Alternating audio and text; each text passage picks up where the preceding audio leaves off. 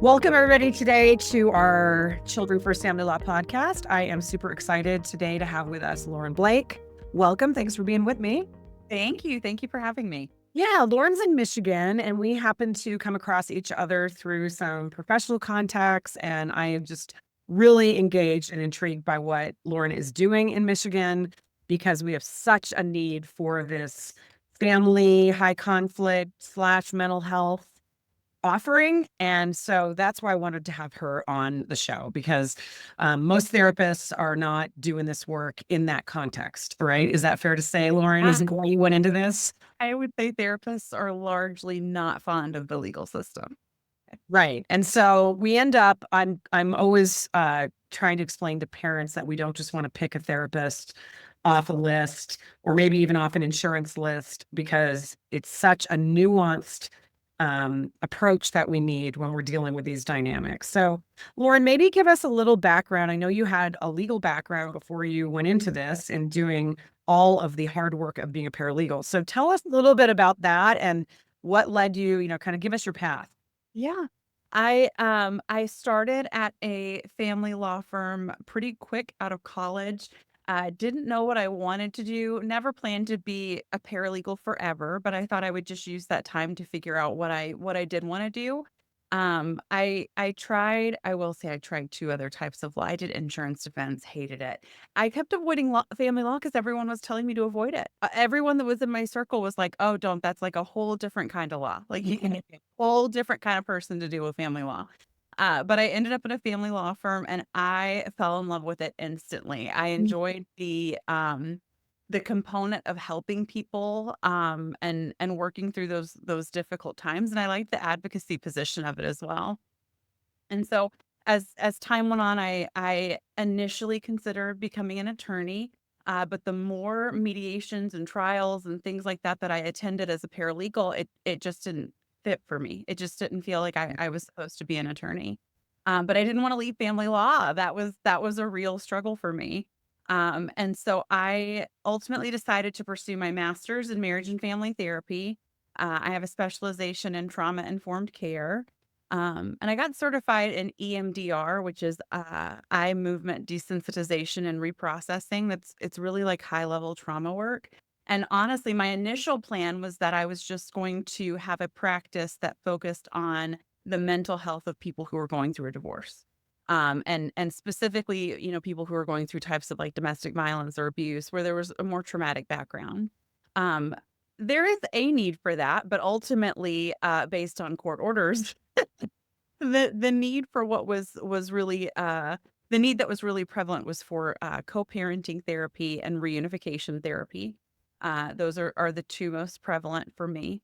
And then I also provide services as a guardian ad litem and parenting coordinator. And then I also have a team of 10 parenting time supervisors. So we go out into the community and do parenting time supervision. And the entire focus of the practice is the intersection between family law and mental health. I think that most people would, unless you're dealing with enormous amounts of money, I would say that most high conflict cases you're dealing with a mental health issue somewhere. Perhaps a parent, perhaps a child, but you're almost always dealing with a mental health issue at some point. So when you think about alienation, let's just talk about that, right? I mean, when people come in and they'll say that, and we don't need to go through all the factors because there are specific factors that I don't want to put you on the spot and quiz you, but certainly people can research what are the actual research factors that say 1, 2, 3, 4, whatever, in terms of what that looks like. I mean, first of all, have you actually seen any that really truly meet the alienating diagnosis? Yes. Okay. And so in those where you see that, what do those look like?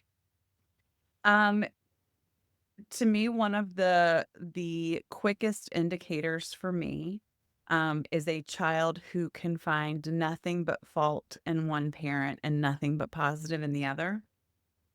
I'll be open with kids about, no parent's perfect. There's got to be something. And so a lot of times when I'm working with kids who have that really extreme kind of perspective, I also find that, man, it is really harmful when parents talk to the kids about the case. I've come across some where, I mean, I had one recently where a child said, "Well, my mom read me the order and it said," and knew, I mean, down to those details about what was going on. And I think that sometimes, I mean, this gets kind of personal for me because I think that sometimes a parent will be attempting to protect. I think the intention is to protect, but I think that the impact can be alienation. And I think that that is something that I do believe that there is. I almost want to call it like innocent alienation, but I also think there's malignant. I do believe that there are parents out there who are actively trying to sabotage a relationship for whatever reason.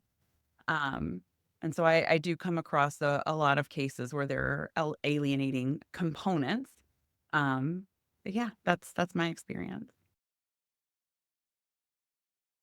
How do we do this well for the parents? And then also post decree, is there a way to do this better to the parents? And then I'm also interested in what you think about what attorneys need to know because, from my seat, attorneys make it worse usually. Like attorneys don't, and I think you've probably seen that in your own work. So I'm curious if messaging to those groups from the seat you're in now, what would you tell them? Somebody listening who's like, I'm thinking about getting divorced. How do I do this well? Even if I'm afraid, or even if I don't think my other parent is a terrible person or not a good person to be around my kid. And then what if you've been at it for a really long time?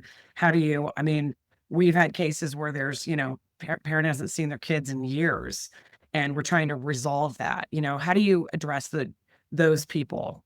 Yeah. So, I think that if it is possible and safe to do so, I really am a proponent of co-parenting therapy. I think that I think a lot of couples have a really hard time uncoupling. They don't quite know. They are on the phone with their ex-husband, but they need to be on the phone with the father of their child, if that makes Mhm. sense. You know what I mean? I think and I do think that especially going through a divorce, I think it's really wise even to consider being in individual therapy. I know it seems like I'm just saying therapy on top of therapy, but it is a trauma. It's a trauma and it is a um it changes the course of your life. It's a grief, it's a loss. It is a big deal. I think because divorce rates are so high, we kind of we're almost like numb to them, but when you're in it, it's hell, right? So I think that for if it is possible to do the co-parenting therapy, I think if you're working with someone who, um, if you fear that communication is not going to go well, I don't know what platforms they have there, but we have something called App Close and Our Family Wizard. The role of attorneys is in terms of how they, I don't know, speak truth to their clients or just drink the Kool-Aid with their clients and sort of what the problem with that is. There is nothing harder for me on a case than an attorney who is 100% bought into their client's narrative. When they have no room for gray or possibility that their client has fault in it. And I understand there are some attorneys who that's just their position. That's just the way they practice. But from the clinician of like from the perspective of me as a clinician of like, okay, but let's deal with reality. Like, Yeah. hang on. That is really hard. I find that the clients that I work with who have the best outcomes are actually clients who admit that their attorney is kind of rough with them. Like, yeah, my attorney really got on to me for da da da. And I'm like, well, good. They should have, because you shouldn't be acting like that. Like, I like you shouldn't.